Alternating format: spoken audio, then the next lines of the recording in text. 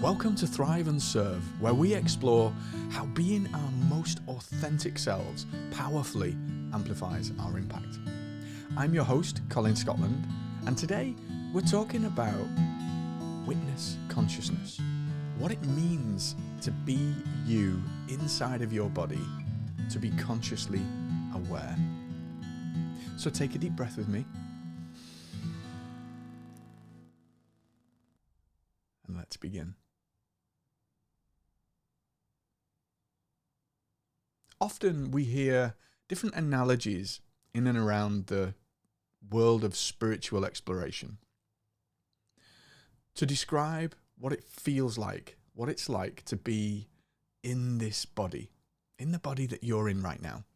And the analogies that spring to mind as I think about this are sitting on the riverbank, watching the flow of a river. And that river is your thoughts. That river is all of those things that come up when you're living out your daily life. The principle behind this is that the understanding that you are not the river. You are not your thoughts. You are the person sat on the riverbank watching the river flow by. And that's an important distinction because we tend to spend most of our lives flailing about in the water, being swept along and carried away. Oh, what if this doesn't happen? What if that hasn't happened yet? Why not? What am I going to do here? How is this going to play out? Why is she saying this to me? How is this all happening? And all of this stuff just carries us along as though we're floating along on that river. This is something that is called in spiritual circles Maya, like delusion, the sense that we just don't know. We don't even appreciate that we're in the river. We just think we're living our lives. And so what we see is that it'll often take something, a shock, a jolt, a redundancy, a death, an illness, something just to shake you awake and out of that Maya, that unknowing that keeps us floating along in the river. When we get that jolt, we're a bit like, you know, those people who've been hypnotized and they're just like, what, you know, they're doing the thing and then they like 3, 2, 1, you're awake. And they just like wake up like that and start looking around. Or the film Awakenings with Robin Williams is another great one, and Robert De Niro, where they're in this vegetative state, and then all of a sudden they wake up and they're able to walk and talk and interact. The very same experience is true for us in those moments of wakefulness, those moments of awareness, those moments when we come to our senses in a way, when we're able to hop onto the riverbank and start watching the river. Hey, look at the river flowing by. Because we are not the river, and yet we get embroiled and caught up inside of the goings on in our lives. Happens to all of us all the time. And we are constantly trying to bring ourselves back to this place of being sat in what the Zen Buddhists called magnanimous mind, being sat on the riverbank, able to watch life go by. And the important thing about this is it doesn't mean that we're able to watch life go by in a detached way, like we're not part of it, because we are life. You are life. The blood coursing through your brains. The blood coursing through your brains. Hey, what about that? The blood. Well, I suppose it is technically. The blood coursing through your veins. The spirit inside of you that gives you life. The breath that comes in. The breath that goes out. It is all intimately connected to everything, to the whole universe, all of it. And so the idea is that we need to strive to practice to be able to be more present, more in that moment, more sat on that bank, able to watch the flow and allow and enjoy the richness of life. And what that means in practice is it's not detached like you're watching a TV show. When you're in this place of witness consciousness, when you're consciously aware, you actually live more fully. So you flow with the flow of life, and everything and all things are okay. Think about that for a minute. Whatever happens to you, or whatever happens for you, or whatever happens as a result of the things that you do, the turmoil that happens inside of here happens because of what we attach to that thing. Oh, he beeped his horn in the car and made a gesture at me. he was swearing at me. What's going on? Like, am I bad? Am I a bad driver? And now all of a sudden, all of this interpretation is happening inside of our brains. But actually, it's just a thing that happens, right? I'm a great driver. I see my ego coming up then. I'm a great driver. What are we talking about? There are only things and only perspectives and only our interpretations of those things from our perspective. So we see that situation from inside of here, inside of you, and we make so many determinations and judgments based on all of the baggage that we carry with us, all of the stuff from childhood, all of the stuff that's been programmed into us from society, from family, from people around us. And that acts as a filter to the way we see and interpret the world. In the world of psychology, they call it your worldview. That all of those things add together to create our worldview. And that worldview dictates the filter through which you see life. So when that incident happens, first thing that happens is all of this stuff creates an almost blueprinted response to how we're going to deal with this thing. And only a very tiny part of how we enact in the world is from that place of witness consciousness, from that place of sitting on the riverbank, of seeing the world go by, life happen, life unfold, from a place of magnanimous mind, of equanimity, of not being caught up, of fully, here's the paradox, here's where the analogy falls down a little. You are fully feeling that thing that you're feeling. You're not trying to push it away, what Buddha called attachment, clinging. We're not trying to push it away, and neither are we trying to pull it towards us and hold on and cling to that thing. So we're neither trying to push it nor pull it. Most of the things that we do in our lives, and this plays out in the game of business, in understanding how people buy the things that they buy, we are either moving away from something that we don't want, or we're moving towards something that we do want. Generally, we move away from the things that we feel are bad or that we don't want, what we feel are negative for us, and we move towards what we feel are positives. In my marketing coaching world, I call this prison to paradise. So we have a prison state where we feel like something's missing or something's not right, and then we look to get to the paradise state, which is either a shedding of those things that we feel aren't working for us, or a gaining of something that we've not got. That's what moves all of humanity into doing the actions that they do. Every one of us, we're all driven by this sense of either clinging or attachment. Like we don't want to let it go. So our desires are driven by those things. And what we're talking about when we say, let's sit ourselves on the riverbank is, what if we were to fully experience that flow of the river, fully live in that flow, but not be attached to it, not cling to it, not hold on to it. So imagine the water flowing through the river, and it passes over rocks and plants and all kinds of stuff. And the water, as this river's flowing, the water's trying to claw its way back. No, I need to stay by that rock. I gotta stay by that rock. It's a flowing river. How on earth is that going to happen, right?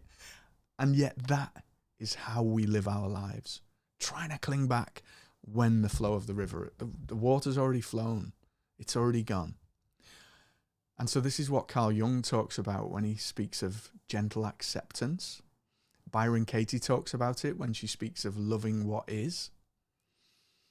Life is unfolding in front of you. Every second, every moment, as you're sat or standing or lying down, because you can only be doing one of those three things, listening or watching this podcast. Life is unfolding around you. The planet is turning on its axis. We are floating through space. The stars, the whole galaxies, the whole universe are all moving, all in motion. Everything is in motion. It's the flow of the river. All things are moving. All things are unfolding. All things are happening. And that's the very nature of being in the body that you're in right now, of living this life, breathing this breath in and out. I love the quote by Heraclitus where he says that man can never step in the same river twice. And if you think about that for a moment, you put your foot into the river and then you bring yourself out of the river, and then you repeat exactly the same actions in exactly the same spot, but everything is different. The world is in a different place in space and time.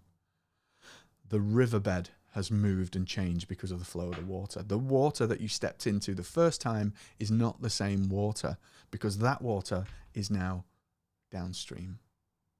Everything has changed, and therefore, when we're able to see that this is how life unfolds, everything always changes.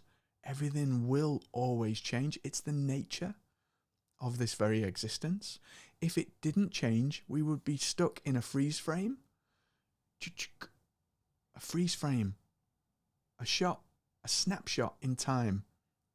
And nothing would be happening. Life wouldn't be living. Life wouldn't be unfolding because it would be frozen. And so when we're able to accept that with love, with compassion, with kindness, we're able to just watch it flow, allow it to flow without trying to cling on to it, without trying to stop it being the way that it is, without trying to make it a different way. And not so much making it a different way. Here's another little thing that I see a lot of confusion about. It's okay to want your life to be different than it is right now. There's nothing wrong with that. In fact, that's your soul's purpose, is to grow, to evolve, and to help others to do the same. And yet in that, there is a distinct difference in how you cope with things as they are right now for you. The way that your life is unfolding. In Zen, they call it the scenery of life. So what does that scenery of your life look like? Whatever scene you're in right now, it's okay to want to change that scene, to impact, to interact, and to want to change that scene. There's nothing wrong with that. The pain and the suffering, the issues come when we are like that water clinging onto the rock, like desperate, not accepting that it is what it is right now, wanting it to be different. This needs to be different. I can't be happy unless this is different.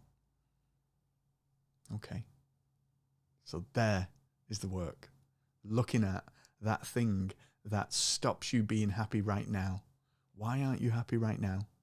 What is it that you need to change? What do you need to do today so that your tomorrow is more in line with how you feel you should be living your life. And again, it's a fine line, because we're talking about a desire, a longing for not material things necessarily, although that is what makes up the scenery of our life. And this is what perpetuates Maya and this sense of delusion and not really knowing like where we are in all of this. What do you truly want? And when I ask what you want, I don't mean like physically, materially. What do you inside of there? What do you truly want? And this is the power of meditation, of practice, of being able to sit on the riverbank, watch the scenery of life unfold, connect to all things in that process, because we're all connected. You, I, everybody, everything is interconnected. When you're able to sit in that place, it's really quite magical, because you can get a sense of how life wants to unfold, how life wants to live through you and with you and for you. And that's really powerful. That's the gift that's open to every one of us. We just need to push on the door to open it. In the Bible, it says, knock and the door will be opened. Seek and you will find. That desire to seek, that's the thing that will open the door, that will lead you to the pathway of finding. Finding what that purpose and meaning is for you, and how you can show up in the world in a way that positively impacts those around you. When you help those around you to blossom, guess what happens? You blossom. You blossom the brightest blossom possible when you show up in service of others from a place of love, compassion, integrity, for the right things, for the right reasons, authentically expressing you, blossoming in your unique way. And when you're able to do that, magic happens. Magic happens because now you are living fully in flow with the river. You are in complete harmony with the scenery of life. And you are able to interact, to contribute, to make shifts and changes that allow life to unfold exactly as it's meant to be, rather than being driven by what we think up here of how we expect it to be, how we demand it to be. It has to be like this in order for me to be happy. It has to be like this in order for me not to be angry and not to be upset about this and that and the other. It's okay to change circumstance. It's so powerful if you can shift perspective. Bring yourself to that place of the riverbank. And what does it mean? What does it mean, right? So we've all been on journeys. We've all traveled. So whether it's riding a bike, sat in a car, sat on a train, or a plane, or a boat, doesn't matter. And just cast your mind back now to one of those instances where you were traveling and you were looking out.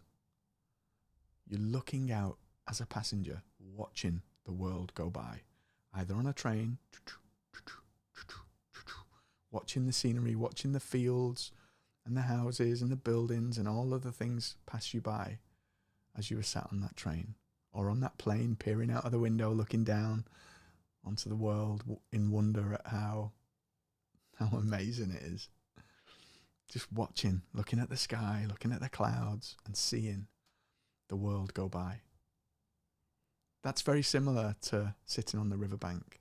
That's what we mean, so that you're witnessing life unfold. You're witnessing the scenery of life, but you're not caught up in it. It's easy when we are 20,000 feet up in the air just to look down and go, oh, look at that. Look at all that stuff going on. But when we're down there, it's completely different, because when we're down there, we are drawn in.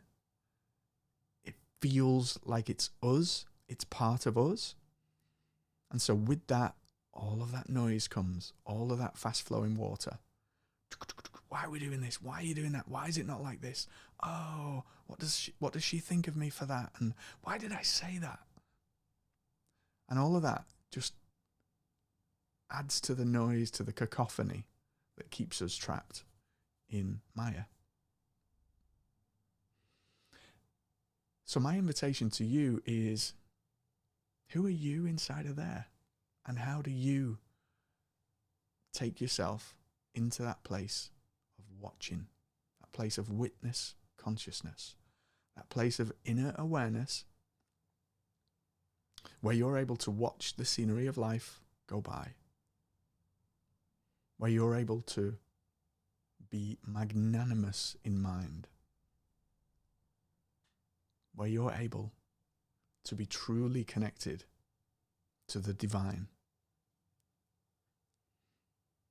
and able to really unlock the power of the great creator that allows us to affect change in the world in positive ways, in ways that contribute to the elevation of consciousness, to the betterment of humanity, and the betterment of the whole universe as it's unfolding. Have you had one of those wake-up moments? Oh, I'm in here. I'm in here. How do you cultivate that? What practices do you do? How do you work on you in order to spend more time sat on that riverbank, watching the river go by? My invitation to you is to work on this, to think and look honestly and candidly at what's going on, at where you are, and to find and continue to find those moments where you catch yourself. Oh, I'm getting angry at that guy waving his fist at me in the car. Oh, now I'm able to see it. And in seeing it, I'm able to sit back on the bank. And it's a constant thing. It's not a set and forget. You don't meditate for 2 hours and then all of a sudden, you're in this Zen-like state. It doesn't work like that. Buddha said, between enlightenment, chopping wood, fetching water. Chop wood, fetch water, live your life. Enlightenment. After that, chopping wood, fetching water again. That's the reality of this existence. We have moments where we are completely awake, completely aware. And then many moments where we are asleep. We are caught up in the river flow. And so the challenge, the opportunity, the invitation is to strive to spend more time on the riverbank, more time on that place, in that place of wakefulness, where you're able to truly contribute to the unfolding of society, of the universe, in service of those people around you. Because remember, your growth, your evolution, and your showing up in service of others work hand in hand. So the more that you're able to serve others and allow them and help them, facilitate them blooming in the world, the more you bloom. Thank you for joining me today on Thrive and Serve. I'm Colin Scotland. If you enjoyed this content, please review, subscribe, and share it with someone who needs to hear it. Remember, thriving in service of others illuminates our path and the path of those around us. So go, let your unique light shine in the world in a way that only